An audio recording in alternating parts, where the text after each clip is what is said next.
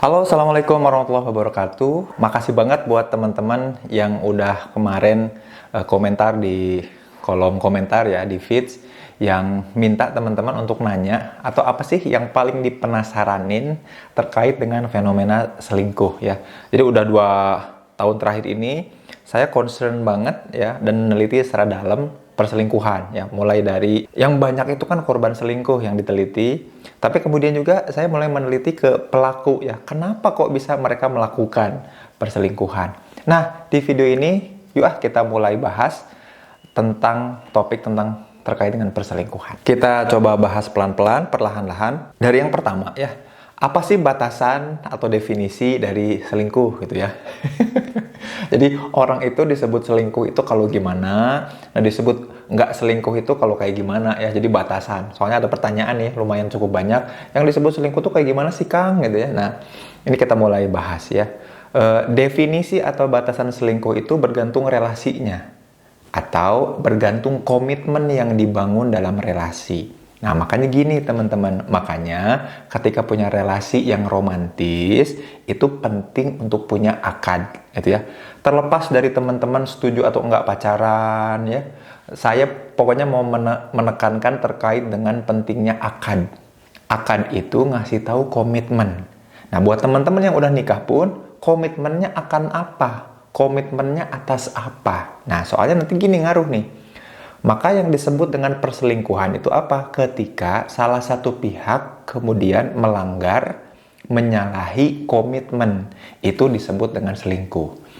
Mau itu komitmennya tertulis, atau cuman lisan, atau barangkali cuman dirasa, atau berdasarkan perasaan kita punya komitmen ini, kok kamu melanggarnya ya? Itu juga udah bagian dari perselingkuhan sebetulnya. Nah, tapi kemudian gini, kata kuncinya gini, disebut selingkuh adalah ketika ada pihak ketiga. Nah, jadi ada tambahan definisi ya teman-teman.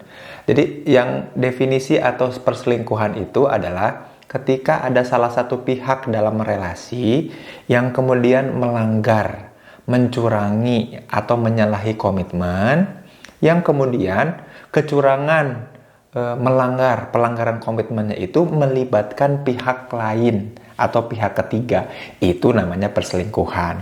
Tapi kalau cuman melanggar komitmen aja, ya itu kan tinggal dibangun lagi komitmennya, tinggal dikomunikasikan lagi komitmennya, kan gitu ya. Tapi kalau ini mulai pelanggarannya, cheatingnya, kecurangannya, itu melibatkan pihak lain, pihak ketiga, ya, yang kemudian sama-sama manusia, itu yang disebut dengan perselingkuhan. Nah, ini mudah-mudahan jadi kebayang ya. Oh, si Anu, si A, si B, si C itu mulai selingkuh ketika apa? Ada komitmen yang dibangun bersama, lalu dia melanggarnya bersama pihak ketiga. Nah, itu namanya perselingkuhan. Ini mungkin dan definisi ini bergantung juga komitmen yang ada dalam relasinya gitu ya. Kalau misalkan komitmennya adalah untuk ngobrol sama aku, tapi kamu malam-malam malah ngobrol sama orang lain, aku bilang itu adalah selingkuh, boleh nggak? Boleh. Jadi mestinya tiap malam itu kamu ngobrolnya sama aku, tapi ternyata kamu ngobrolnya malah sama orang lain. Nah, aku boleh bilang itu selingkuh. Kenapa? Karena ada komitmen, mestinya kamu ngobrolnya sama aku, di akad relasinya. Makanya nanti batasan perselingkuhan itu tiap orang beda. Walaupun tiap orang beda, kena banget secara mental ke orang-orang yang kemudian merasa dilanggar komitmennya karena adanya pihak ketiga. Sampai sini benar-benar jelas ya. Jadi yang disebut perselingkuhan itu. Nah, nantinya kedalaman, kesakitan, kelukaan soal perselingkuhan itu bergantung dari seberapa besar pelanggaran yang dilakukan. Nah, gitu ya. Makanya tiap kali konseling, tiap kali melakukan penelitian terkait perselingkuhan, saya pasti nanya dulu betul memang di awal apa yang dia maksud dengan perselingkuhan. Lalu saya tanya dulu nih, komitmen yang dia bangun dalam relasi dengan pasangannya itu apa? Nah, nanti seberapa dilanggar komitmen itu yang saya kejar. Karena itu yang kemudian ngaruh banget ke psikologi seseorang. Perasaan dilanggar atas komitmen yang dibangun bersama. Itu poin pertama. Atau pertanyaan umum yang kemudian jadi boundaries atau batasan dari perselingkuhan. Nah, kemudian di video ini mari kita fokus pada definisi dulu dan batasan perselingkuhan dulu. supaya teman-teman ya ketika menghadapi naudzubillah mudah-mudahan enggak menghadapi kasus perselingkuhan, teman-teman tahu batasannya. Teman-teman bisa menuntut, kemudian bisa mempertanyakan komitmen dia atas yang dilanggar gitu ya. Jadi dia berselingkuh itu atas komitmen apa? Kamu berkomitmen denganku atas apa aja dan kamu melanggar itu. Nah, itu kemudian perlu kita sadari. Kenapa hal itu penting? Penting bukan buat relasinya aja, tapi juga buat kesehatan mental kita yang jadi korban. Nah, itu ya. Ini dalam perspektif korban dulu ya, teman-teman ya. Jadi ketika teman-teman naudzubillah diselingkuhi, maka kemudian coba list lagi, coba ingat lagi daftar komitmen yang menurut teman-teman itu udah dilanggar sama dia secara fakta. Jadi faktanya dia ngelanggar komitmen apa aja. Nah, pelanggaran-pelanggaran itu kita list supaya apa? Bukan untuk kita tuntut sama dia, tapi untuk kemudian ngasih proses mekanisme berdamai sama diri kita. Oh, aku berharap ini sama dia di bagian ini, dan itu aku jadikan komitmen sama dia, dia melanggarnya.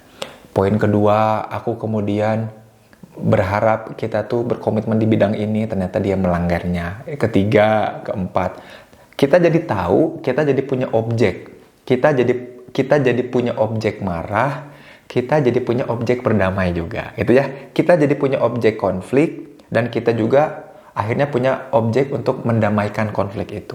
Itu penting untuk kesehatan mental teman-teman. Karena kebanyakan korban perselingkuhan ketika mengetahui orang yang dia cintai, dia harapkan ngasih komitmen tertinggi, itu kemudian berkhianat, maka akan down sedown-downnya, kemudian dia akan depresi, kehilangan daya, kehilangan minat, kehilangan energi, merusak diri jadinya. Nah, makanya buat teman-teman, mudah-mudahan dengan menyimak ini, ketika teman-teman naudzubillah diselingkuhi, tahu apa yang harus dilakukan. Cek lagi komitmennya, yuk bangkit dari situ. Yang kedua, kalau teman-teman kemudian mendampingi orang-orang yang diselingkuhi, ada rekannya, temennya, saudaranya, orang-orang yang diselingkuhi, maka tadi ajak dia untuk melihat komitmen apa. Yuk, kita cek lagi objek yang dikhianati apa, yuk kita kembalikan kendali terhadap objek itu sama diri kita. Aku punya harapan untuk dicintai dan dipeluk setiap hari, ternyata dia nggak ngasih, yuk kita berdamai, kita selesaikan, kita cari perilaku lain untuk cepat-cepat bisa bangkit dan tumbuh dari itu.